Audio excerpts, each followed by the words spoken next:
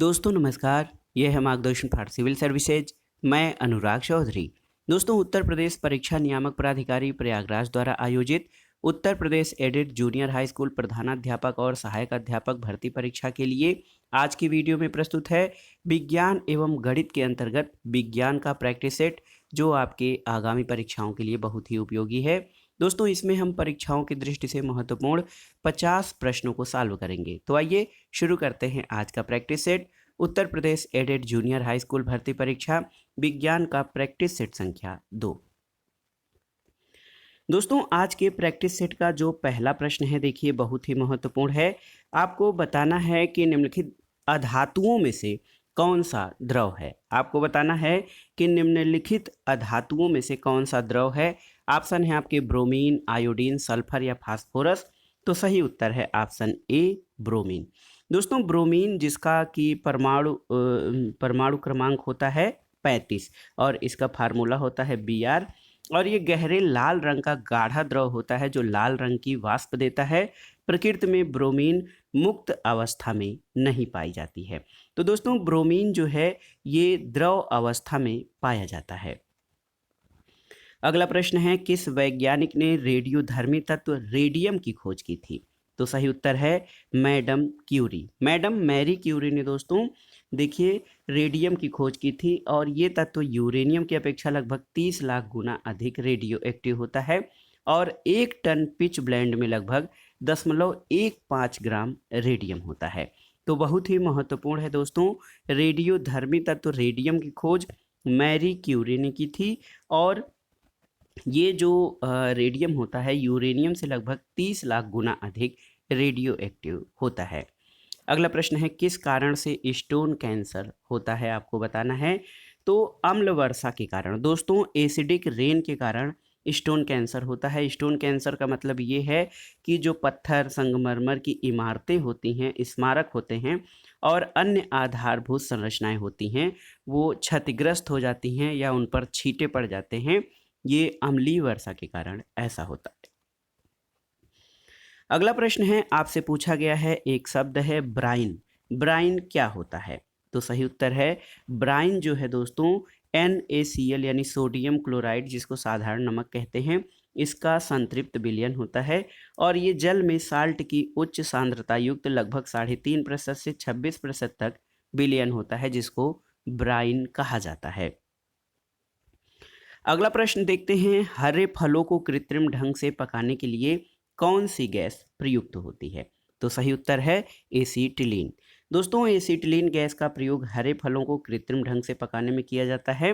Ethylene एक पादप hormone है जो फलों को प्राकृतिक रूप से पकाता है। तो एसीटिलीन दोस्तों इस गैस का प्रयोग फलों को कृत्रिम ढंग से पकाने में किया जाता है। अगला प्रश्न है, देखिए विज्ञान का महत्वपूर्ण प्रश्न है, किसमें युग्मकोद्भिद को प्रोथैलस कहते हैं। आपको बताना है। तो सही उत्तर है टेरिडोफाइटा। दोस्तों टेरिडोफाइटा वर्ग जो होता है, इसमें युग्मकोद्भिद को प्रोथैलस कहा जाता है। अगला प्रश्न है कि वे पादप जो केवल प्रकाश में भली भांति बढ़ते हैं क्या कहलाते हैं। ऑप्शन देखिए, छाया रागी, मरुद्भिद, आतपोद्भिद या अधिपादप। तो सही उत्तर है जो पौधे केवल सूर्य प्रकाश में भली भांति विकसित होते हैं उन्हें आतपोद्भिद या इसको हेलियोफाइट कहा जाए। हेलियो का अर्थ सूर्य होता है, और सूर्य के प्रकाश में जो पौधे केवल भली भांति बढ़ते हैं उनको आतपोद्भिद या हेलियोफाइट्स कहा जाता है। अगला प्रश्न देखते हैं, विषम जालिकता। देखिए बहुत ही महत्वपूर्ण है दोस्तों, जीव विज्ञान के अंतर्गत विषम जालिकता की खोज किसने की थी। तो सही उत्तर है दोस्तों विषम जालिकता की खोज AF ब्लैक्सली ने की थी। देखिए विषम जालिकता या हेटेरोथैलिज्म की खोज अमेरिकी कवक वैज्ञानिक एल्बर्ट फ्रांसिस ब्लैक्सली के द्वारा की गई थी। अगला प्रश्न है, राइजोबियम किसका एक प्रकार होता है।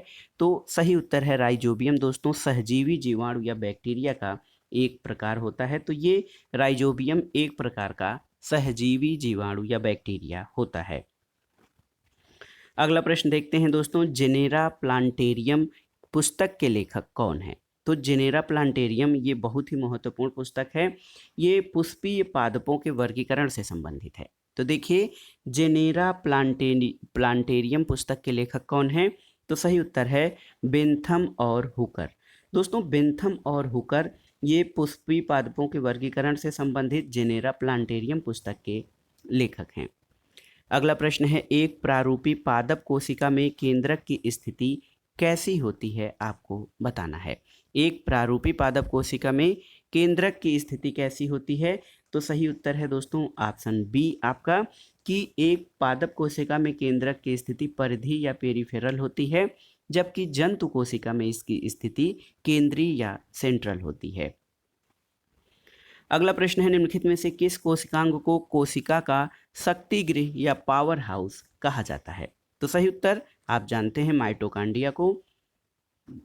दोस्तों माइटोकांड्रिया जीवाणु और नील हरित शैवाल को छोड़कर सभी सजीव पादप और जंतु कोशिकाओं में पाए जाते हैं। श्वसन की क्रिया प्रत्येक जीवित कोशिका के कोशिका द्रव्य और माइटोकांड्रिया में होती है, और श्वसन संबंधी प्रारंभिक क्रियाएं कोशिका द्रव्य में होती हैं और शेष क्रियाएं माइटोकांड्रिया में होती हैं। दोस्तों इस क्रिया में या क्रिया के अंतिम चरण में अधिकांश ऊर्जा उत्पन्न होती है, इसलिए माइटोकांड्रिया को कोशिका का श्वसनांग या पावर हाउस कहा जाता है। अगला प्रश्न है, समसूत्री विभाजन में सबसे लंबी प्रावस्था कौन सी होती है? तो सही उत्तर है प्रोफेज। दोस्तों समसूत्री विभाजन जिसको माइटोसिस कहा जाता है, इसकी सबसे लंबी प्रावस्था प्रोफेज की होती है। एक मात्र कोशा से संतति कोशाओं के निर्माण को कोशा निर्माण अथवा कोशा विभाजन कहते हैं, जो दो तरह से होती है, समसूत्री विभाजन और अर्धसूत्री विभाजन। समसूत्री विभाजन सभी कायिक कोशिकाओं में, जबकि अर्धसूत्री विभाजन केवल जनक कोशिकाओं में होता है। अगला प्रश्न यहाँ पर आपको बताना है, वायरस जनित रोग कौन सा है? देखिए पोलियो, प्लेग, कोलेरा या टाइफाइड। तो सही उत्तर आपका पोलियो है। दोस्तों पोलियो एक संक्रामक रोग है जो पोलियोमेलाइटिस विषाणु के द्वारा या वायरस के द्वारा होता है। इसमें रोग कारक का संचरण दूषित भोजन और जल के द्वारा होता है, और इससे प्रभावित होने वाला अंग जो है वो तंत्रिका तंत्र यानी नर्वस सिस्टम होता है। अगला प्रश्न देखते हैं, भोजन में निम्नलिखित में किसकी कमी से रतौंधी रोग या नाइट ब्लाइंडनेस होता है? तो सही उत्तर है विटामिन ए। दोस्तों विटामिन ए का रासायनिक नाम रेटिनॉल होता है, और इसकी कमी से रतौंधी और जीरोप्थेल्मिया नामक रोग होते हैं। गाजर, हरी सब्जियां, दूध, मक्खन, अंडा, मछली का तेल इसके प्रमुख स्रोत हैं। अगला प्रश्न है दोस्तों, ऊर्ध्वपातन का गुण पाया जाता है, आपको बताना है। देखिए ऊर्ध्वपातन का गुण किस में पाया जाता है? तो कुछ ठोस पदार्थ ऐसे हैं दोस्तों जो गर्म किए जाने पर सीधे द्रव में बदले बिना ही गैस में बदल जाते हैं, और इस प्रक्रिया को ऊर्ध्वपातन कहा जाता है। अमोनियम क्लोराइड और कपूर। दोस्तों अमोनियम क्लोराइड और कपूर जैसे पदार्थ जो हैं इसमें ऊर्ध्वपातन के गुण पाए जाते हैं। अगला प्रश्न है, 1 किलोग्राम पानी का 1 डिग्री सेल्सियस ताप बढ़ाने के लिए आवश्यक ऊष्मा कितनी होती है? तो दोस्तों 1 किलोग्राम पानी का द्रव्यमान का जो तापमान 1 डिग्री सेल्सियस तक बढ़ाने के लिए आवश्यक ऊष्मा की मात्रा को उस पदार्थ की विशिष्ट ऊष्मा कहा जाता है। तो विशिष्ट ऊष्मा की ऊर्जा की माप कैलोरी या किलो कैलोरी में की जाती है। और आपकी जानकारी के लिए बता दें कि 1 ग्राम जल का तापमान 1 डिग्री सेल्सियस तक बढ़ाने के लिए आवश्यक ऊष्मा 1 कैलोरी होती है, यानी 1 किलोग्राम जल का तापमान 1 डिग्री सेल्सियस बढ़ाने के लिए 1000 कैलोरी। तो सही उत्तर ऑप्शन डी हो जाएगा कि 1 किलोग्राम पानी का 1 डिग्री सेल्सियस ताप बढ़ाने के लिए आवश्यक ऊष्मा की मात्रा 1000 कैलोरी होगी। अगला प्रश्न है, एक उत्तल गोली दर्पण से प्रतिबिंब बनता है कैसा? तो सही उत्तर है ऑप्शन ए, आभासी एवं सीधा। दोस्तों देखिए उत्तल दर्पण से प्रत्येक दशा में प्रतिबिंब दर्पण के पीछे वस्तु से छोटा, सीधा और आभासी बनता है। तो सही उत्तर आपका ऑप्शन ए हो जाएगा। अगला प्रश्न प्रकाश चैप्टर से ही है। एक आपतित प्रकाश किरण के लिए यदि दर्पण को थीटा कोण से घुमा दिया जाए तो परावर्तित किरण का घुमाव कोण कितना हो जाएगा? तो दोस्तों एक आपतित या किसी दर्पण पर गिरने वाले प्रकाश की किरण के लिए यदि दर्पण को थीटा कोण से घुमा दिया जाए तो परावर्तित किरण का घुमाव जो है वो 2 थीटा हो जाएगा। यानी किसी दर्पण पे यदि 30 डिग्री 30 डिग्री सेंटीग्रेड पे या 30 डिग्री यानी 30 अंश पे कोई प्रकाश किरण गिराई जाती है और यदि इस दर्पण को थीटा कोण से घुमा दिया जाए तो परावर्तित किरण का घुमाव 60 डिग्री हो जाएगा, यानी 2 गुना उसका विचलन हो जाएगा। अगला प्रश्न है, दूर दृष्टि दोष के मरीज को किस तरह का चश्मा दिया जाता है? तो दोस्तों, दूर दृष्टि दोष में मरीज को दूर की वस्तुएं साफ लेकिन निकट की वस्तुएं धुंधली दिखाई देती हैं और इसके निवारण के लिए मरीज को कौन सा उत्तल लेंस का चश्मा दिया जाता है। तो ये आसान सा प्रश्न है, आप जब प्रकाश और दृष्टि दोष पढ़ते हैं तो उसमें ये प्रश्न आता है। निकट दृष्टि दोष में जो है अवतल लेंस का चश्मा और दूर दृष्टि दोष में उत्तल लेंस का चश्मा दिया जाता है।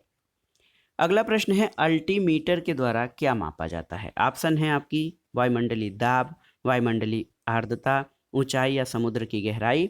तो सही उत्तर है अल्टीमीटर के द्वारा ऊंचाई मापी जाती है। दोस्तों, फैदोमीटर नामक यंत्र जो होता है उससे समुद्र की गहराई मापते हैं। बैरोमीटर से वायुमंडलीय दाब मापा जाता है। हाइग्रोमीटर से वायुमंडलीय आर्द्रता और अल्टीमीटर से समुद्र तल से विमानों की ऊंचाई मापते हैं। अगला प्रश्न आपको बताना है, निम्नलिखित में से कौन सी राशि सदिश यानी वेक्टर राशि नहीं है? देखिए, विस्थापन, वेग, बल और आयतन। तो सही उत्तर है आयतन।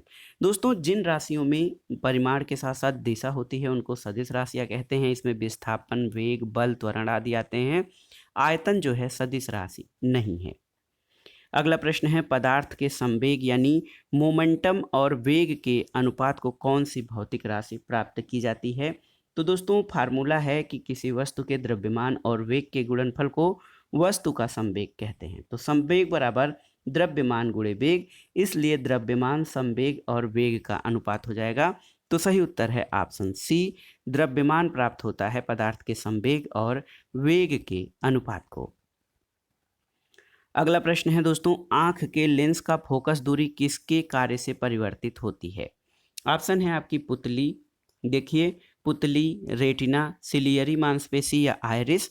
तो सही उत्तर है ऑप्शन सी, सिलियरी मांसपेशी।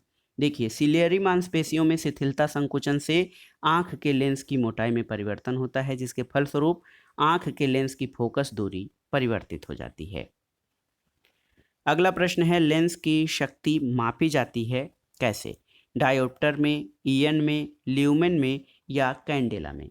तो सही उत्तर है, लेंस की क्षमता या शक्ति का मात्रक जो होता है वो डायोप्टर होता है। दोस्तों, डायोप्टर से क्या है, लेंस की क्षमता या उसकी शक्ति मापी जाती है और इसका प्रतीक कैपिटल डी होता है। उत्तल लेंस की क्षमता धनात्मक और अवतल लेंस की क्षमता ऋणात्मक होती है, यानी उत्तल लेंस होता है तो इसकी क्षमता +1 +2 डायोप्टर और अवतल लेंस -1 -2 डायोप्टर, इस तरह से लिखा जाता है। अगला प्रश्न है दोस्तों, यदि किसी समतल दर्पण पर आपतन कोण 60 डिग्री हो तो परावर्तन कोण क्या होगा? तो प्रकाश का परावर्तन का कोण जो है दोस्तों, इसका परावर्तन का नियम जो है उसमें ये है कि परावर्तन कोण परावर्तित किरण और दर्पण के आपतन बिंदु पर अभिलंब के बीच का कोण जो है ये दोस्तों बराबर होता है। तो आपतन कोण अगर जो 60 डिग्री है तो परावर्तन कोण भी 60 डिग्री ही होगा। तो सही उत्तर आपतन कोण परावर्तन कोण के बराबर होता है। तो यदि किसी समतल दर्पण पर कोई आपतन कोण 60 डिग्री पर हो तो परावर्तन कोण भी 60 डिग्री होगा।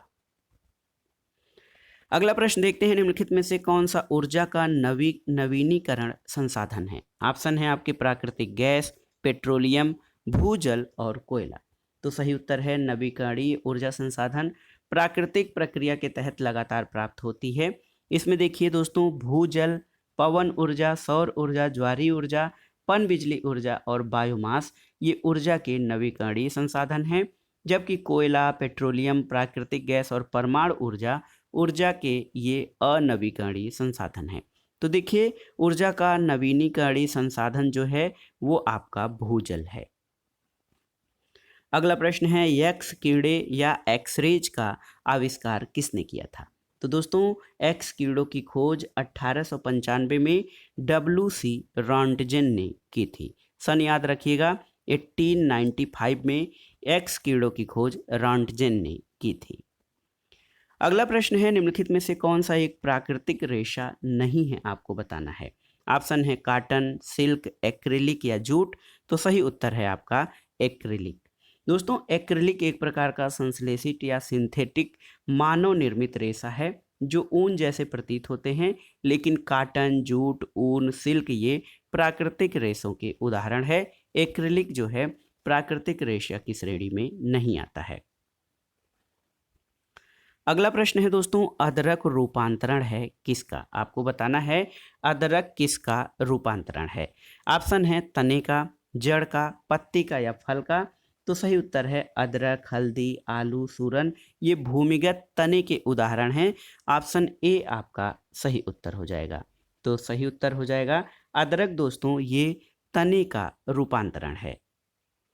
अगला प्रश्न है कि पॉलीकाट निम्नलिखित में से किसका मिश्रण होता है। पॉलीकाट, तो दोस्तों टेरिकाट अथवा पॉलीकाट जो होता है एक प्रकार का सिंथेटिक वस्त्र होता है जिसका निर्माण पॉलिस्टर और कपास के तंतुओं को मिलाकर किया जाता है। इसमें पॉलिस्टर और कपास के तंतुओं को भिन्न भिन्न अनुपात में मिश्रित किया जाता है। इसका उपयोग प्राय शर्ट, ट्राउजर, साड़ी और अन्य परिधानों को बनाने में किया जाता है। तो सही उत्तर है पॉलिस्टर और कपास का मिश्रण है। देखिए, पॉली से पॉलिस्टर और काट से काटन, तो पॉलिस्टर और कपास का मिश्रण होता है पॉलीकाट। अगला प्रश्न है दोस्तों, रबड़ को वल्कनित करने के लिए कौन सा तत्व प्रयोग किया जाता है। ऑप्शन है आपके सल्फर, ब्रोमीन, सिलिकॉन या फास्फोरस। तो उत्तर है सल्फर। दोस्तों देखिए, प्राकृतिक रबर बहुत मुलायम होता है, इसे कठोर बनाने के लिए इसमें कार्बन मिलाया जाता है और इसका प्रयोग ट्यूब, टायर आदि बनाने में किया जाता है। जब प्राकृतिक रबर को सल्फर के साथ गर्म किया जाता है तो इस क्रिया को बल्कनीकरण कहा जाता है और रबर के बल्कनीकरण की खोज गुडियर ने की थी और वृक्षों से प्राप्त किया गया प्राकृतिक रबर का बुनियादी रासायनिक इकाई आइसोप्रीन होता है। अगला प्रश्न है दोस्तों, जिंक फास्फाइड का आमतौर पर प्रयोग किया जाता है किस रूप में। तो सही उत्तर है कृंतकनाशी के रूप में। दोस्तों जिंक फास्फाइड आमतौर पर कृंतकनाशी या रोडेंटिसाइड के रूप में प्रयोग किया जाता है। चूहे मारने की दवा आदि के रूप में भी इसका प्रयोग किया जाता है। अगला प्रश्न है दोस्तों, ऊष्मागतिकी में प्रक्रम उत्क्रमणीय कहलाता है। ऊष्मागतिकी में प्रक्रम उत्क्रमणीय कहलाता है जब जब जब कोई प्रक्रम उत्क्रमणीय तब होता है जब परिवेश निकाय के साथ सदैव साम्य में होता है। तो सही उत्तर है ऑप्शन बी, ऊष्मागतिकी में प्रक्रम उत्क्रमणीय कहलाता है जब परिसर अपने निकाय के साथ हमेशा साम्यावस्था में होते हैं। ऑप्शन बी आपका सही उत्तर है। अगला प्रश्न है, ग्रीन हाउस इफेक्ट या हरित गृह प्रभाव का क्या अभिप्राय है, आपको बताना है। तो सही उत्तर है दोस्तों, ग्रीन हाउस प्रभाव पृथ्वी के तापमान में हुई बढ़ोतरी को कहते हैं और इसका कारण है कि वातावरण में जलवाष्प, कार्बन डाइऑक्साइड, नाइट्रोजन ऑक्साइड और मीथेन जैसी गैसों का स्तर बढ़ने से होता है जो कि सूर्य की गर्मी को सोखकर पृथ्वी के धरातल के तापमान को बढ़ा देते हैं। तो कार्बन डाइऑक्साइड गैसों के कारण सौर ऊर्जा का संग्रह जो होता है इसको ग्रीन हाउस इफेक्ट कहा जाता है। अगला प्रश्न है, मामूली कट जाने पर फिटकरी रक्त स्राव को रोकने का कार्य करती है, इसका कारण क्या है। तो सही उत्तर है अस्कंदन। रक्त का अस्कंदन कर देती है फिटकरी जिसके कारण रक्त बहने से रुक जाता है। मामूली कटने पर फिटकरी और इसका उपयोग किया जाता है, ये रक्त स्राव को रोकती है और इसका कारण स्कंदन या कोगुलेशन होता है। अगला प्रश्न है, आयोडीन और पोटेशियम क्लोराइड के मिश्रण से आयोडीन को किस तरह से अलग किया जा सकता है, आपको बताना है। तो सही उत्तर है ऊर्ध्वपातन। दोस्तों आयोडीन और जो है पोटेशियम क्लोराइड के मिश्रण को आयोडीन से अलग करने के लिए ऊर्ध्वपातन विधि का प्रयोग किया जाता है। तो सही उत्तर आपका ऑप्शन सी हो जाता है। अगला प्रश्न है, जब किसी बोतल में पानी भरा जाता है और उसे जमने दिया जाता है तो बोतल टूट जाती है, इसका कारण क्या है। तो दोस्तों जब किसी बोतल में पानी भरा जाता है तो बर्फ जमने पे बोतल टूट जाती है। आप जानते हैं 0 डिग्री सेल्सियस पर जब पानी बर्फ के रूप में परिवर्तित होता है तो ये जमता है और बर्फ जब जमता है तो उसका आयतन बढ़ जाता है, इसलिए आंतरिक दबाव की सीमा से अधिक होने पर बोतल जो है टूट जाती है? तो सही उत्तर है पानी जमने पर फैलता है और इसी कारण बोतल जो है टूट जाती है। अगला प्रश्न है दोस्तों, साफ मेघ रहित रातों की तुलना में मेघाच्छन्न रातें अपेक्षाकृत गर्म होती हैं, इसका कारण क्या है? तो सही उत्तर है, इसका कारण है कि पृथ्वी से छोड़ी गई ऊष्मा को ये परावर्तित करने लगते हैं। पहला बात तो ये कि सूर्य द्वारा प्राप्त ऊष्मा को पृथ्वी अवशोषित करती है और रात में विकिरण द्वारा ऊष्मा उत्सर्जित होती है। और दिन में पृथ्वी द्वारा प्राप्त की गई और रात में विकिरित ऊष्मा को बादल आच्छादित रातों में बादल परावर्तित करते हैं, जिससे स्वच्छ आकाश वाली रातों की अपेक्षा बादल आच्छादित रातें या जिस रात में बादल अधिक होती है वो गर्म होती है। अगला प्रश्न आपको बताना है निम्नलिखित में से कौन सा ऊर्जा का प्रमुख स्रोत नहीं है? विटामिन, प्रोटीन, वसा या कार्बोहाइड्रेट? तो सही उत्तर है दोस्तों विटामिन। देखिए, विटामिन जो है ये ऊर्जा के प्रमुख स्रोतों में नहीं है। मानव शरीर के लिए प्रोटीन, वसा और कार्बोहाइड्रेट ऊर्जा के प्रमुख स्रोत हैं। विटामिन ऊर्जा नहीं प्रदान करते हैं, बल्कि अन्य ईंधन पदार्थों को ऊर्जा स्रोतों के संश्लेषण और सही उपयोग के लिए विटामिन आवश्यक होते हैं। ये ऊर्जा के प्रमुख स्रोत नहीं है। अगला प्रश्न है, कौन एक वायु प्रदूषण से संबंधित नहीं है? स्माग, अम्ल वर्षा, यूट्रोफिकेशन या एस्बेस्टोसिस? तो सही उत्तर क्या हो जाएगा? यूट्रोफिकेशन।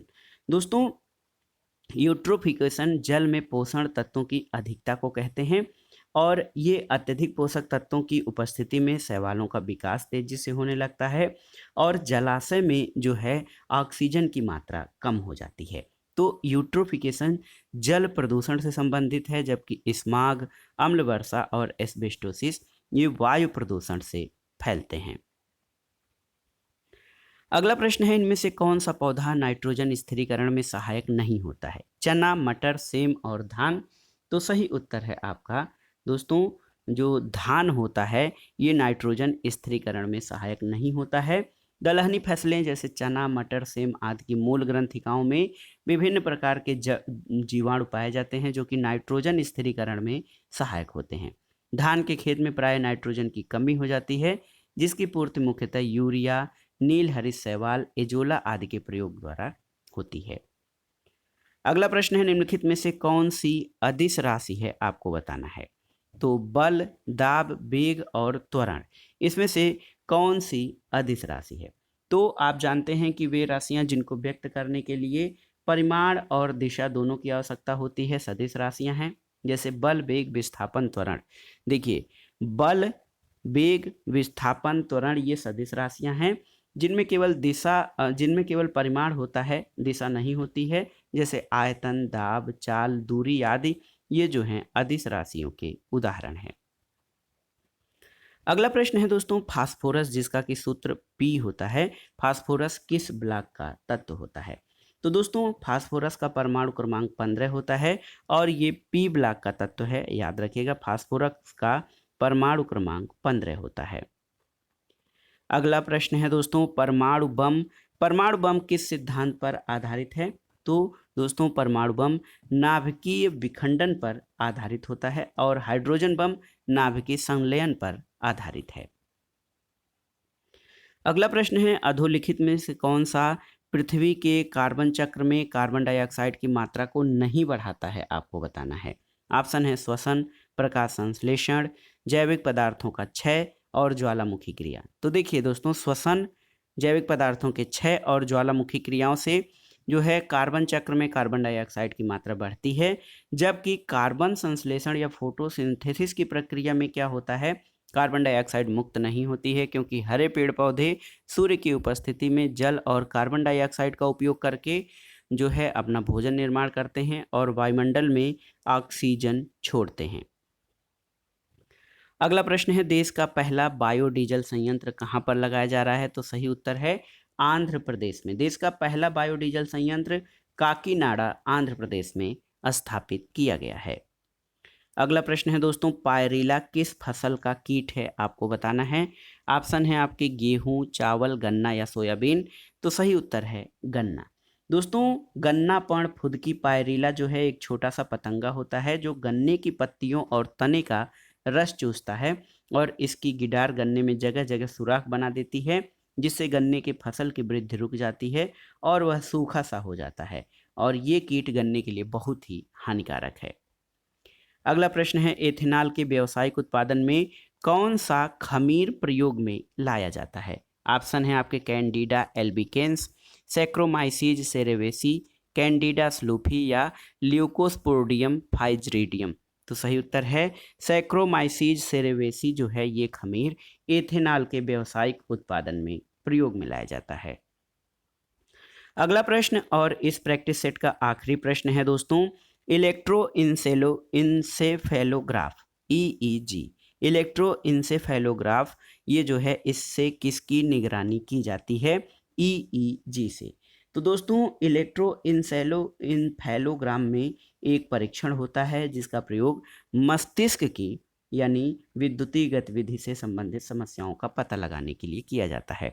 तो दोस्तों दो टर्म होते हैं EEG जो है ये मस्तिष्क के लिए और ECG इंसेलोकार्डियोग्राफी जो होती है ये कार्डियो हृदय के लिए, जबकि इनसे इलेक्ट्रोइंसेफेलोग्राम जो है मस्तिष्क के जो है जांच के लिए प्रयोग किया जाता है।